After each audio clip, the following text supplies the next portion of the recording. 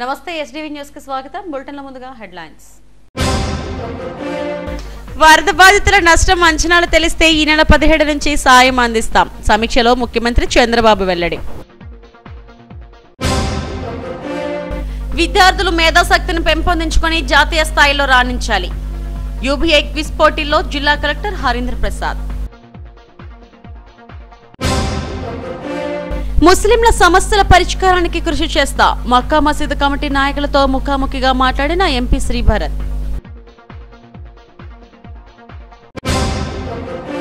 తిరుమల శ్రీవారి సేవ చేయడానికి ఎప్పుడూ సిద్ధమే. మాజీ సీఎస్ సుబ్రహ్మణ్యం వెల్లడి. వరద నష్టం అంచనాలు పూర్తయితే ఈ నెల 17వ తేదీ నుంచి సాయం అందిద్దామని ముఖ్యమంత్రి చంద్రబాబు చెప్పారు. వరద బాధితులకు పరిహారంపై సీఎం సమీక్షించారు. సచివాలయంలో మంత్రులు అధికారులతో సమీక్షించారు. ప్రతి బాధితుడికి ప్రభుత్వం సాయం అందాలన్నారు. సహాయ చర్యలపై ప్రజలు సంతృప్తితో ఉన్నారని, పరిహారం విషయంలో కూడా శాస్త్రీయంగా ఆలోచన చేసే జాబితా రూపొందించాలని సూచించారు.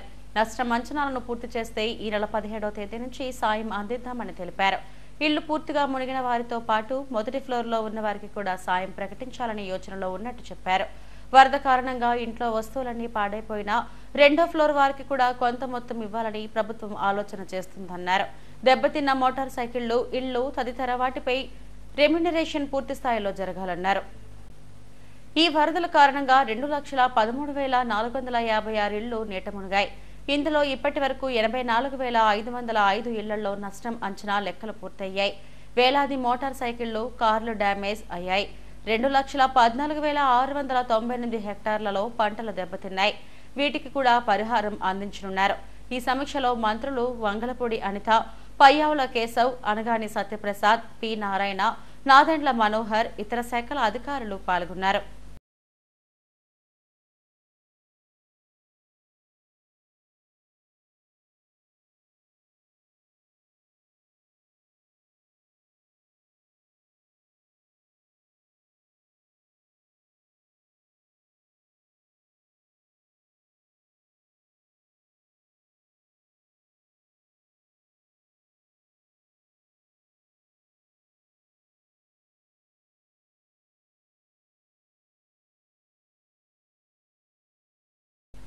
విద్యార్థులు ప్రతిభ కనపరిచి అంతర్జాతీయ స్థాయికి ఎదగాలని జిల్లా కలెక్టర్ హరీంద్ర ప్రసాద్ పిలుపునిచ్చారు. అక్కేపాలెం పోర్ట్ స్టేడియంలో యూనియన్ బ్యాంక్ ఆఫ్ ఇండియా ఆధ్వర్యంలో జీనియస్ 3.0 పేరుతో విద్యార్థులకు క్విజ్ పోటీలు నిర్వహించారు. జోనల్ స్థాయిలో జరిగిన ఈ పోటీలకు ఉమ్మడి విశాఖ, విజయనగరం, శ్రీకాకుళం జిల్లాల నుంచి ఉత్సాహంగా విద్యార్థులు పాల్గొన్నారు. కలెక్టర్ హరీంద్ర ప్రసాద్ ముఖ్య అతిథిగా హాజరై విద్యార్థులకు దిశానిర్దేశం చేశారు. ఈ పోటీల్లో గెలుపొందిన వారిని ఆల్ ఇండియా స్థాయి పోటీలకు పంపిస్తామని Union Bank of India zonal manager Shalini తెలిపారు. మొదటి బహుమతిగా 2 లక్షలు, రెండో బహుమతిగా ₹1,00,000, మూడో బహుమతిగా 50,000 అందిస్తామని చెప్పారు. పిల్లల్లో సృజనాత్మక శక్తిని వెలికితీయడమే ఈ కార్యక్రమ ఉద్దేశమని చెప్పారు. గత 3 ఏళ్లుగా ఈ పోటీలు నిర్వహిస్తున్నట్టు గుర్తు చేశారు.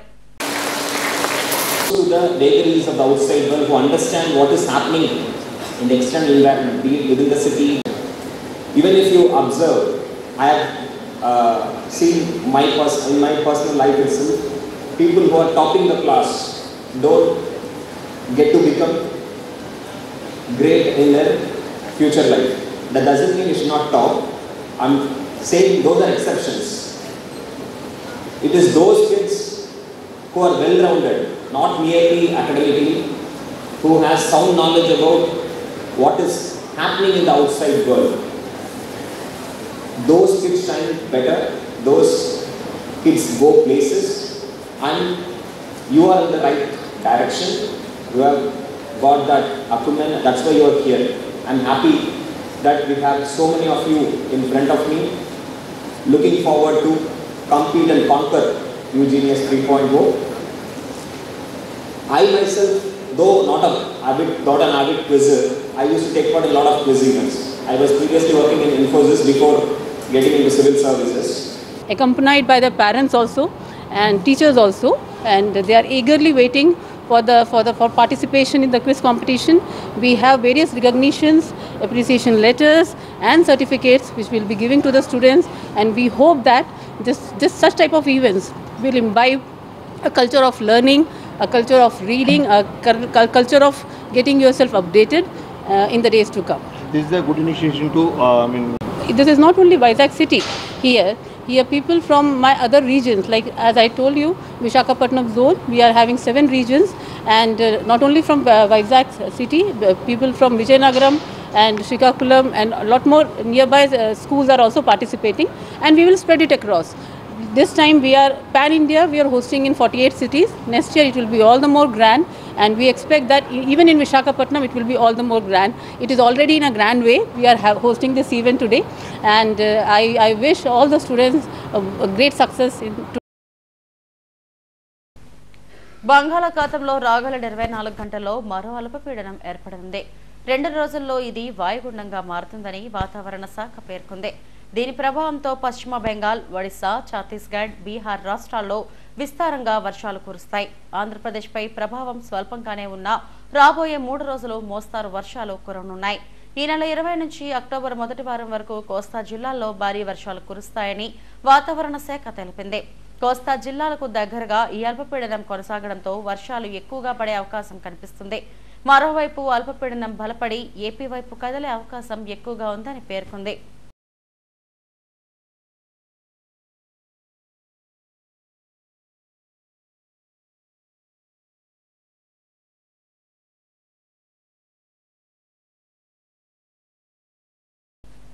తమ సమస్యలు పరిష్కరించాలని కోరుతూ నర్సులు భారీ ర్యాలీ నిర్వహించారు.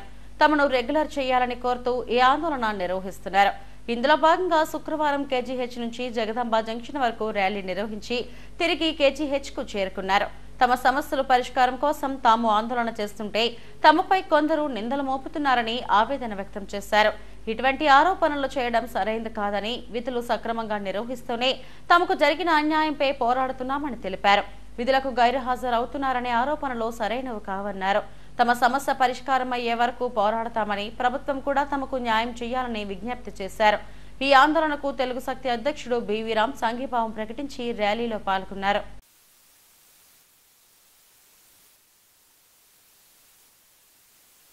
కేజీహెచ్లో కాంట్రాక్ట్ స్టాఫ్ నర్స్గా పనిచేస్తున్నానండి. గత 10-15 సంవత్సరాల నుంచి మేము అందరం కాంట్రాక్ట్ స్టాఫ్లుగా పనిచేస్తున్నామండి. మా యొక్క డిమాండ్ ఏంటంటే జీవో నెంబర్ 115ని రద్దు చేయాలని. కానీ దీనికి మేమేవో చేసేస్తున్నామని, డబ్బులు ఖర్చు పెడుతున్నామని, ఏదో హింసిస్తున్నామని చాలా రకాలుగా అంటున్నారు. మేము ఎవరిని కించపరచట్లేదండి. మాకు కావాల్సింది మా కాంట్రాక్ట్ స్టాఫ్ నర్సుల్ని మా జీవోల్లో రెగ్యులర్ చేయమని కోరుతున్నామండి. ఈవెన్ ఒక స్టాఫ్ నర్సు మేల్ నర్స్ని ఇచ్చేసి మాట్లాడారు. ఆ బ్రదరు నా వార్డులోనే వర్క్ చేస్తున్నారు. తను వార్డులో ఉన్న వర్క్ అంతా కంప్లీట్ చేసి నేను కంప్లీట్ చేసి వస్తున్నాము ఈ స్ట్రైక్కి. కానీ వార్డులో ఉన్న ఏఎన్ఎంస్ అందరంటే కష్టపడి పనిచేసాట పేషెంట్లను అశ్రద్ధ చేస్తున్నామని చెప్తున్నారు. అది ఎంతవరకు కరెక్టు? మేమందరం బాధతో చేస్తున్నాం. ఎవరిని కించపరిచి మాట్లాడలేదు ఈ రోజు వరకు కూడా. మా మనోభావాలు బాగా దెబ్బతింటున్నాయి. మేమేమో మున్సిపాలిటీలో వర్క్ చేయాలా? స్టాఫ్ నర్సులు గాను బిఎస్సీలు, ఎంఎస్సీలు, పిహెచ్డీలు చేసి మేము స్టాఫ్ నర్సులుగా ఉన్న వాళ్ళని మున్సిపాలిటీలో వర్కులు చేయమని అడుగుతున్నారు. అది ఎంతవరకు కరెక్ట్ అని మేము అడుగుతున్నాం గవర్నమెంట్. ఎక్స్‌ప్లనేషన్ మా స్టాఫ్ నర్సులు అందరికీ ఇవ్వాల్సిన పరిస్థితి మీకు వస్తుందండి. ఎందుకంటే ఒక వ్యక్తిని పట్టుకొని ఒక మున్సిపాలిటీ వాళ్ళే అంత తక్కువ, ఇప్పుడు మున్సిపాలిటీ వాళ్ళు నిల్చోవాలండి. వాళ్ళే అంత తక్కువ క్యాడరా? వాళ్ళు క్లీన్ చేయకపోతే మనకి ఎలా వస్తుంది? ప్రతి ఒక్కొక్కరికి సంబంధించిన ప్రొఫెషన్కి ఎవరి డిగ్నిటీ వాళ్ళకు ఉంటుంది. ఎవరిని మనం కించపరచకూడదు, ఎవరిని ఇది చేయకూడదు. అలా మాట్లాడడం చాలా తప్పు. మేము గవర్నమెంట్ని ఒకటే అడుగుతున్నాం సార్, దయచేసి కాంట్రాక్ట్ వ్యవస్థలో ఎవరెవరైతే స్టాఫ్ నర్సెస్ ఉన్నామో మా అందరినీ దయచేసి రెగ్యులర్ చేయండి. మా బాధని అర్థం చేసుకోండి. గౌరవనీయులైనటువంటి ముఖ్యమంత్రి గారిని మరీ మేము కోరుకుంటున్నాము. మరొకసారి పునఃపరిశీలన చేసి మా అందరికీ న్యాయం చేస్తారని సనాతన ధర్మానికి, ధార్మిక జీవనానికి ఆయువు పట్టు తిరుమల శ్రీవారి ఆలయమని మాజీ సీఎస్ ఎల్వి సుబ్రహ్మణ్యం అన్నారు. 1958 బ్యాచ్కు చెందిన సీనియర్ ఐఏఎస్ అధికారి చల్లా భీమేశ్వర్ దంపతులతో కలిసి ఆయన స్వామివారి సేవలో పాల్గొన్నారు. తిరుమల శ్రీవారి సన్నిధి ప్రతి ఒక్క భక్తునికి పుట్టినిల్లు లాంటిదన్నారు. ఈ మధ్యకాలంలో జరిగిన కొన్ని లోపాలు సరిదిద్దడానికి టీటీడీ కార్యనిర్వహణ అధికారులు కృషి చేస్తున్నారన్నారు. ఇటీవల వరదల విపత్తు నుండి విజయవాడను కాపాడారని, బాధితులకు ఉపశమనం కలిగించాలని శ్రీవారిని వేడుకున్నట్టు చెప్పారు.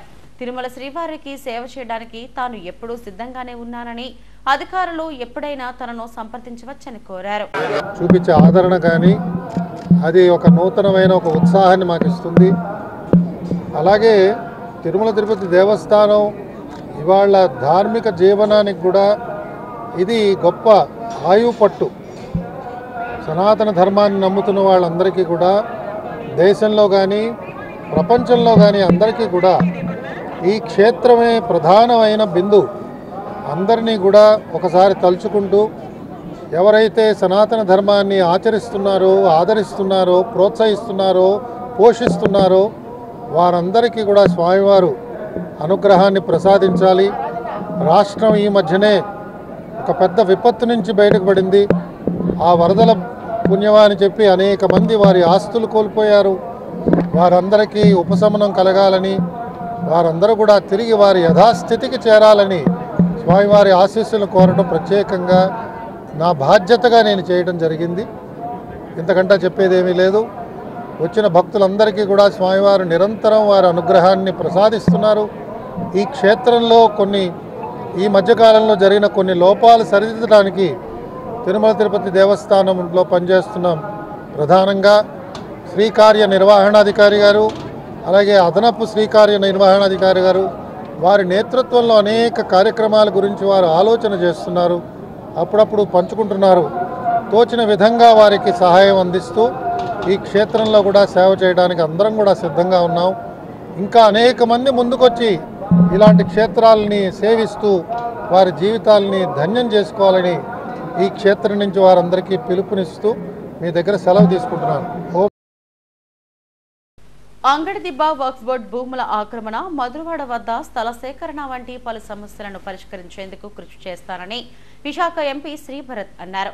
జగదాంబ సెంటర్లోని మక్కా మసీదు ఆవరణలో ముస్లిం పెద్దలతో ఆయన ముఖాముఖిగా సమావేశమయ్యారు.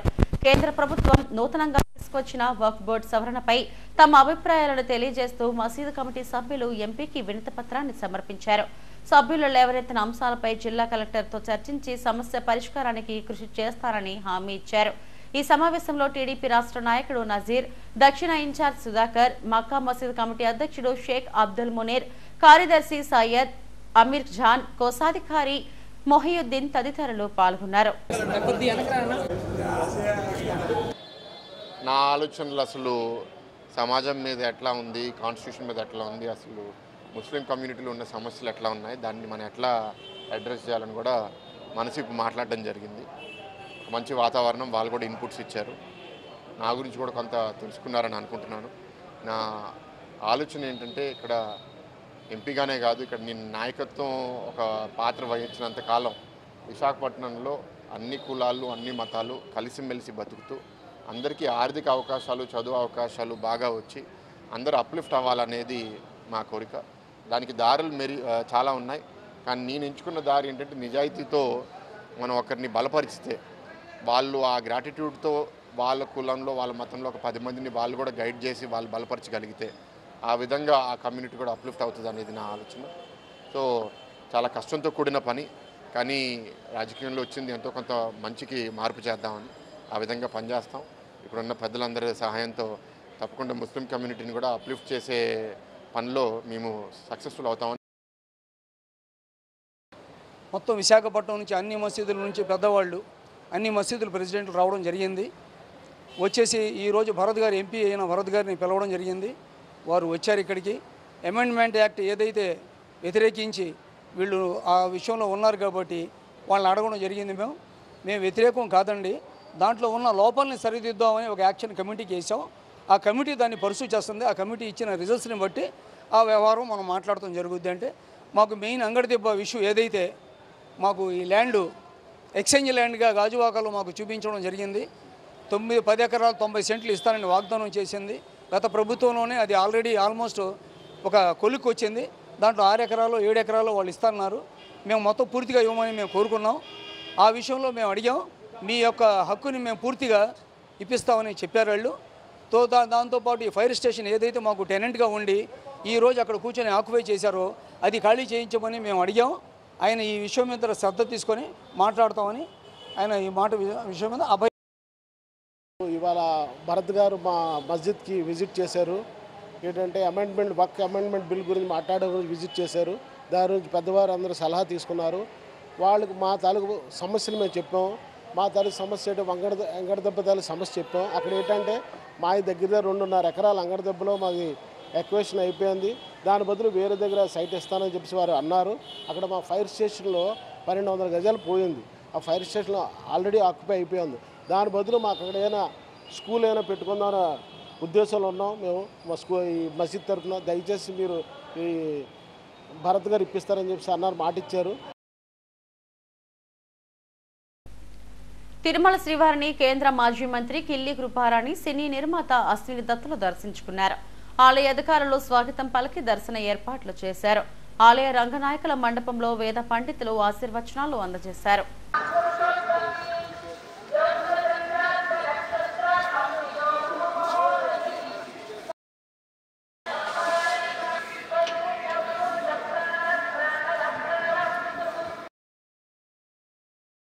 స్పీకర్ అయ్యన్న పాత్రుడు చొరవతో నర్సీపట్నం ప్రభుత్వ డిగ్రీ కాలేజీలో జిమ్ పరికరాలను పునరుద్ధరించారు. నర్సీపట్నం అల్లూరి సీతారామరాజు ప్రభుత్వ డిగ్రీ కాలేజీలో ఉన్న వ్యాయామశాలను తిరిగి పునరుద్ధరించారు. ఇందులో ఉన్న పరికరాలను మరమ్మతులు చేశారు. స్పీకర్ అయ్యన్న పాత్రుడు తన వ్యక్తిగత నిధులతో వ్యాయామశాలను పునరుద్ధరించారు. 2018లో కాలేజ్ విద్యార్థులు బయట యువకుల కోసం సుమారు 10 లక్షల వ్యయంతో జిమ్ పరికరాలను అయ్యన్న పాత్రుడు ఏర్పాటు చేశారు. అయితే నిర్వహణ సరిగా లేకపోవడంతో ఈ పరికరాలన్నీ నిరుపయోగంగా మారిపోయాయి. ఇటీవల కాలంలో అయ్యన్న పాత్రుడు కాలేజీని సందర్శించినప్పుడు జిమ్ పరికరాలు పూర్తిగా పాడైపోవడాన్ని గమనించారు. వారం రోజుల్లో అన్ని పరికరాలు మరమ్మతులు చేసి ఉపయోగంలోకి తీసుకురావాలని ఆదేశించారు. దీంతో వ్యాయామశాల తిరిగి అందుబాటులోకి వచ్చింది. నా పేరు శ్రీనివాస్. ఇక్కడ గవర్నమెంట్ డిగ్రీ కాలేజ్లో నర్సీపట్నం పీడీ కింద వర్క్ చేస్తున్నాను. ఇక్కడ ఇది మీరు చూసారు కదా, ఇదంతా జిమ్. ఈ జిమ్ అనేది 2018లో అయ్యన్న పాత్రుడి ఆధ్వర్యంలో ఇక్కడ ఎస్టాబ్లిష్ చేయడం జరిగింది. అప్పటి నుంచి వాడేవారు. తర్వాత కొంతకాలం దీన్ని క్లోజ్ చేయడం జరిగింది. మళ్ళీ ఏం చేస్తారంటే మళ్ళీ రీసెంట్గా మన అయ్యన్న పాత్రుడు గారు వచ్చి మళ్ళీ దీన్ని చూసి మాకు బాగలేదు, ఒకసారి చేయించండి అని మళ్ళీ ఏం చేస్తున్నారు, దీన్ని మొత్తం రిపేర్ చేయించి ప్రజెంట్ వర్కింగ్లోకి వచ్చింది. ఇది ఇక్కడ స్టూడెంట్స్ ప్లస్ అంటే గవర్నమెంట్ డిగ్రీ కల స్టూడెంట్స్ ప్లస్ అవుటర్స్ కూడా వచ్చి చేసుకుంటున్నారు. మీరు కూడా ఎవరైనా వీలున్న వాళ్ళు వచ్చి చేసుకోవచ్చు. సుమారు అది మొత్తం సుమారు 10 లక్షల ఎక్విప్మెంట్ ఉంది ఇక్కడ.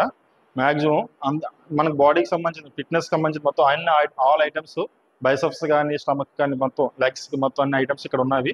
ఎవరైనా అవైలబుల్ ఉన్న వాళ్ళు వచ్చి చేసుకోవచ్చు. ఈవినింగ్ టైం, మార్నింగ్ టైంలోని మార్నింగ్ 6 తర్వాత ఈవినింగ్ అయితే 6 బిఫోర్ వచ్చి చేసుకోవచ్చు. విజయవాడ వరద బాధితుల సహాయార్థం విశాఖ పోర్ట్ ట్రస్ట్ ₹1 కోటి విరాళం ప్రకటించింది. సీఎం సహాయ నిధికి అందజేయాల్సిందిగా ₹1 కోటి చెక్కును జిల్లా కలెక్టర్ హరీంద్ర ప్రసాద్ కు పోర్టు కార్యదర్శి వేణుగోపాల్ అందజేశారు. సమాజానికి అవసరమైనప్పుడు సహాయ సహకారాలు అందించడంలో పోర్టు ఎప్పుడూ ముందుంటుందని చెప్పారు. సిబ్బంది 46 లక్షలు, అధికారులు 54 లక్షలు సిఎస్ఆర్ నిధి నుంచి కలిపి ₹1 కోటి చెక్కును అందజేశారు. హెడ్లైన్స్ మరోసారి. వరద బాధితుల నష్టం అంచనాలు తెలిస్తే ఈ నెల 17 నుంచి సాయం అందిస్తాం. సమీక్షలో ముఖ్యమంత్రి చంద్రబాబు వెల్లడి. విద్యార్థులు మేధాశక్తిని పెంపొందించుకొని జాతీయ స్థాయిలో రాణించాలి. యూబీఐ క్విజ్ పోటీల్లో జిల్లా కలెక్టర్ హరీంద్ర ప్రసాద్. ముస్లింల సమస్యల పరిష్కారానికి కృషి చేస్తా. మక్కా మసీదు కమిటీ నాయకులతో ముఖాముఖిగా మాట్లాడిన ఎంపీ శ్రీభరత్.